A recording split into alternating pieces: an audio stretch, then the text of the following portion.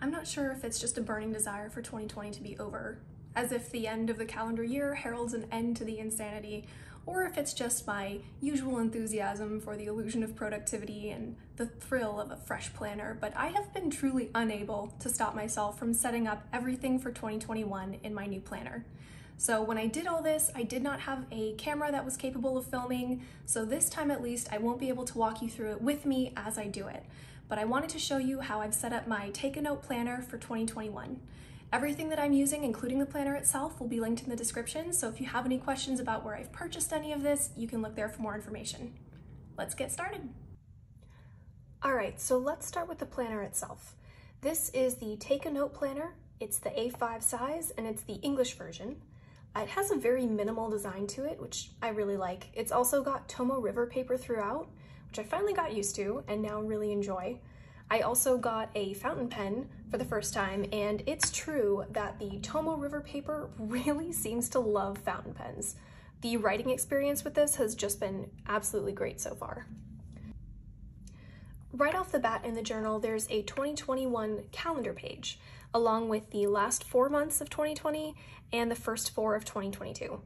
I don't end up using this page, to be honest, but I don't really mind having it here.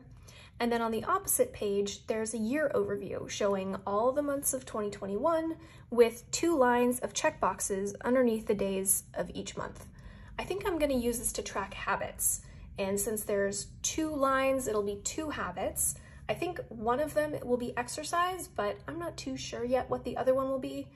Who knows, maybe I'll end up tracking a different habit each month. At the top of the page is this thin metal tab. I have 3 of these at various points, all arranged along the top.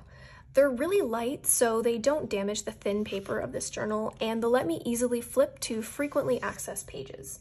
The 3 pages I have marked like this are this habit tracker page, the monthly calendar of the current month, and then the weekly page that I'm currently using, or that I will be using once 2021 actually begins. This next page is December's monthly calendar, and you can see I've started adding in some of the events that I know will be occurring in this month. I'm also planning to use the margins of these pages as well. On the left, you can see I've started putting the goals for the week here, and then on the right-hand side, I have a completion rate of goals. Now, this is not something I've ever really done before, but I thought it might be interesting. So, for example, if I have 4 goals for this week, and let's say I complete 3 of them, that would be a completion rate of 75%. I'm really hoping that this is going to help me move in the direction of setting more realistic goals, but we'll see how it goes. At the bottom of each monthly page, so right here, I'm also planning on putting a small monthly summary section.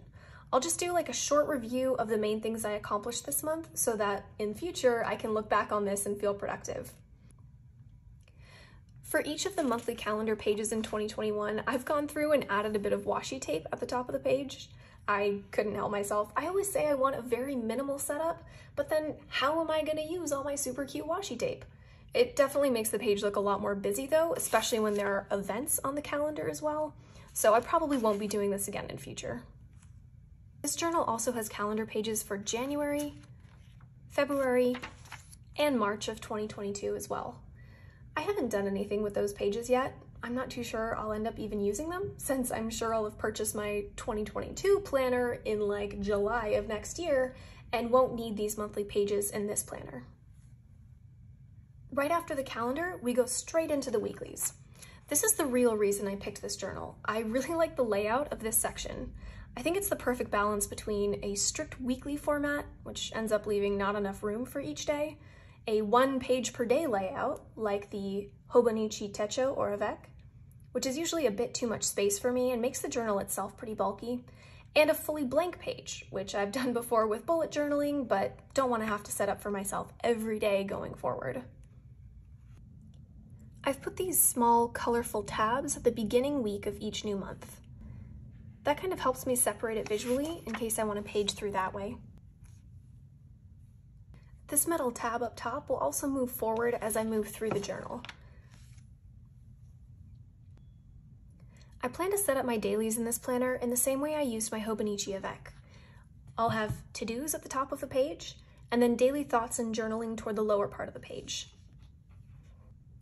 In the Take a Note planner, there are numbered hours at the left side of each daily section. I'm probably just going to ignore those though in favor of doing what I want with the space. At the beginning of each new week, there's also a small weekly dashboard under a monthly calendar. I'll probably use the dashboard just for very high-level things like days off work or travel, etc. For example, here is the last week of 2020 and the first week of 2021. And like I said, I've just got it filled out with very high-level things. For example, I have this entire week off work.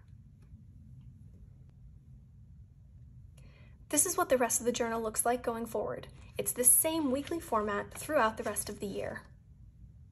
The last thing in the journal is a couple blank gridded pages. I'm planning on using this first page to hold some of my main goals for this year. I don't know about the rest of you, but I feel like a lot of the things I was planning to accomplish in 2020 had to be scooched back to next year. I have all of my goals listed in Notion as well, but I like having them written down in my journal for the year so I can just flip back here, look at them again, and then easily incorporate them into my monthly and weekly targets for myself.